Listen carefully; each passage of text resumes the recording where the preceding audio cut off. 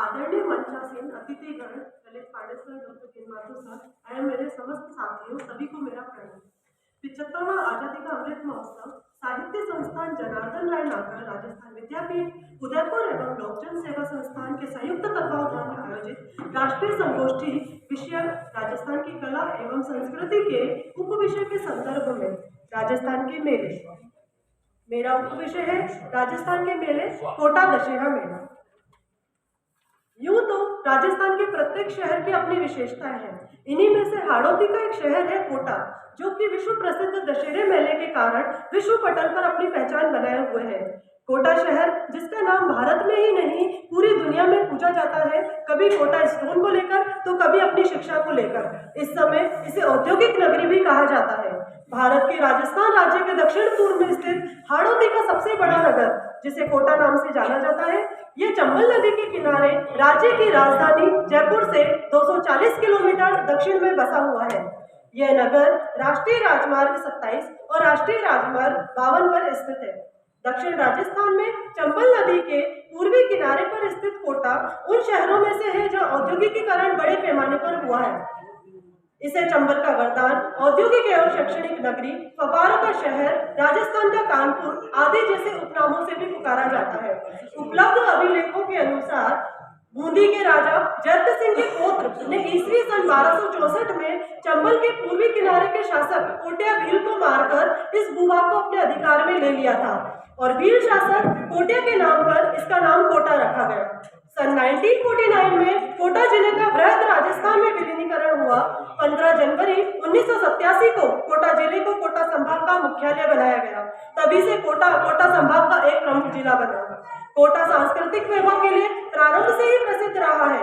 यहाँ का दशहरा मेला पूरे विश्व में प्रसिद्ध है। मैसूर कर्नाटक एवं कुल्लू हिमाचल प्रदेश के बाद कोटा राजस्थान का दशहरा मेला विश्व प्रसिद्धि में अपनी पहचान आज भी बनाए हुए है। कोटा दशहरे मेले का इतिहास लगभग 128 साल पुराना है।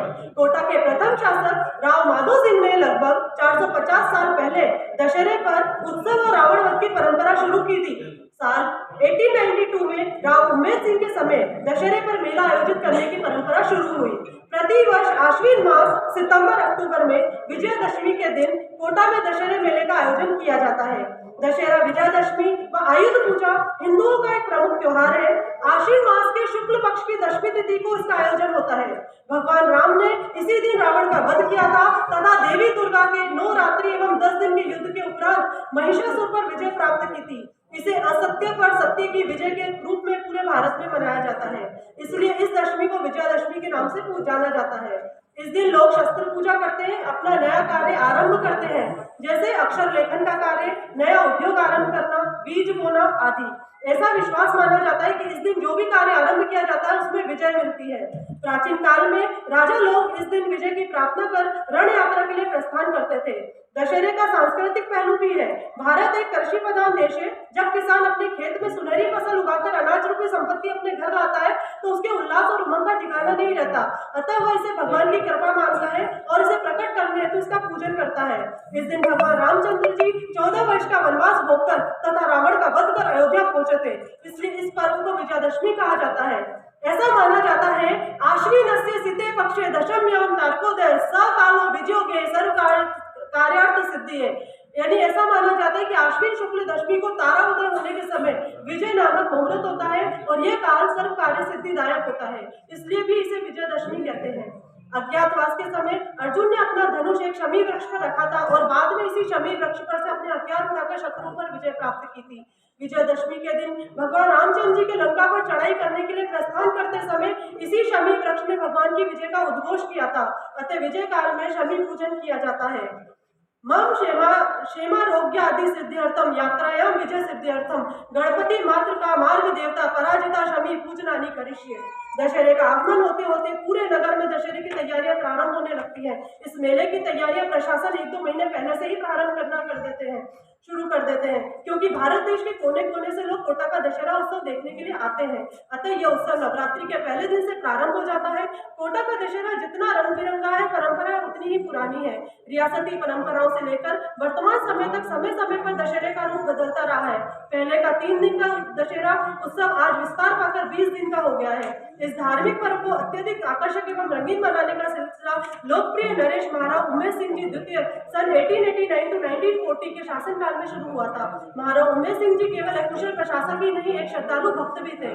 कोटा का दशहरे मेला का प्रारंभ सन 1892 से माना जाता है। प्रारंभ में ये मेला 3 दिवसीय था। रावण वध के दिन अधिक चहल पहल हुआ करती थी। हाड़ौती के ग्रामीण लोग हजारों की संख्या में आते थे। रावण वध के 3 दिन बाद गांव लौट जाया करते थे। उस समय एक बात बहुत प्रचलित थी, रावण जी तीसरी और कोटा वारे तीसरो, अर्थात रावण मर गया और उसका तीसरा हो गया। अब गांव के लोग लौट जाया करते थे और मेले की भीड़ भी समाप्त हो जाती थी। धीरे धीरे ये मेला सप्ताह भर का हुआ और आज वर्तमान में ये मेला 20 दिन का हो गया। जब रावण दहन का दिन आता है तो रावण और उसके प्रमुख सेनानी मेघनाथ और कुंभकर्ण के विशाल पुतलों के निर्माण की तैयारियां शुरू हो जाती है।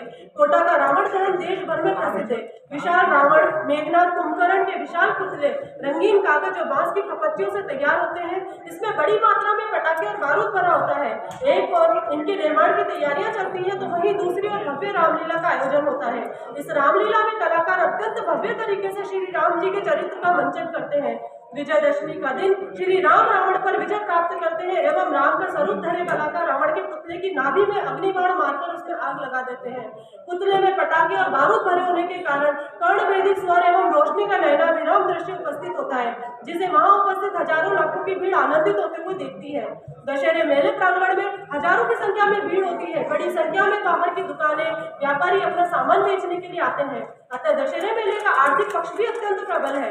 दशहरे मेले में लगी दुकानों में कुछ प्रमुख दुकानों में बीकानेरी पापड़, भुजिया, नमकीन, रसगुल्ले, नसीराबाद का कचौरा, पन्नालाल के गोभी के पकौड़े, ब्यावर की तिलपट्टी, जैसलमेर बाड़मेर के अजरक प्रिंट की चादरें, दरिया, जयपुरी रजाइयां, सामने प्रिंट की रंगाई छपाई के सामान, नाथद्वारा की पिछड़ी कला की श्रीनाथ जी की तस्वीरें, संगमरमर के सामान, चंदन की लकड़ी के सामान, हनुमानगढ़ के खेल के सामान, नमदे, गलीचे, कोटा की कोटा डोरिया की साड़ियां, बनारसी सिल्क के कपड़े, जोधपुर की मोजड़ियां, जूतियां, बंदेज के सामान, जोधपुरी कोट, कश्मीरी शॉल, फिरोजाबादी चूड़ियां, पक्की मिट्टी के खिलौने, रबड़ के खिलौने, साज सज्जा के सामान, आभूषणों की दुकानें, चमड़े के सामान की दुकानें, मेवाड़ की काष्ठ कला, लकड़ी के जी समझ कर दो ओके, हैंडीक्राफ्ट आदि। इसके अतिरिक्त अनेक प्रकार के मनोरंजन के साधनों में लगा झूला बाजार, जिसमें बड़ी संख्या में विभिन्न प्रकार के झूले, साथ ही मोदक, हास्य का डिज्नी टोरंटो आदि भी मेले की शोभा बढ़ाते हैं। जब कोटा शहर में कोटा दशहरे मेले का 100वां उत्सव दिवस 1992 में मनाया गया था, तो इस उत्सव को प्रशासन के द्वारा ऐतिहासिक कार्यक्रमों के साथ मनाया गया था। दशहरे के अगले दिन से सांस्कृतिक कार्यक्रमों का सिलसिला शुरू हो जाता है।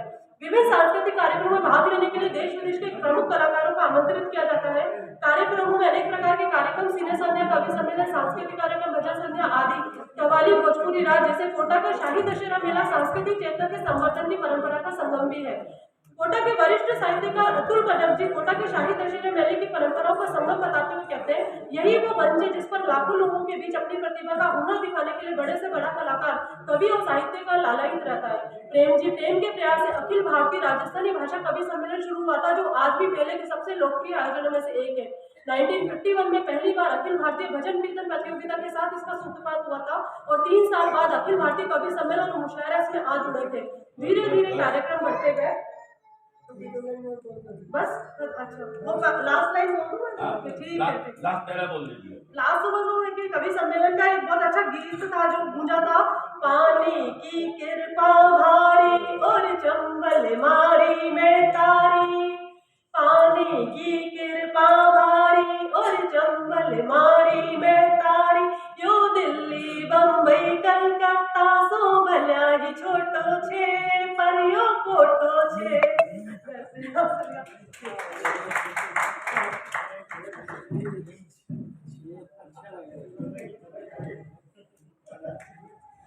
गौरव जी को बहुत बहुत बधाई। बहुत आपने पूरे परिदृश्य को बड़े सुंदर शब्दों में और बड़ी भावनाओं के साथ आपने व्यक्त किया। अब इसी क्रम में दूसरे जो हैं लता दास, लतिका दास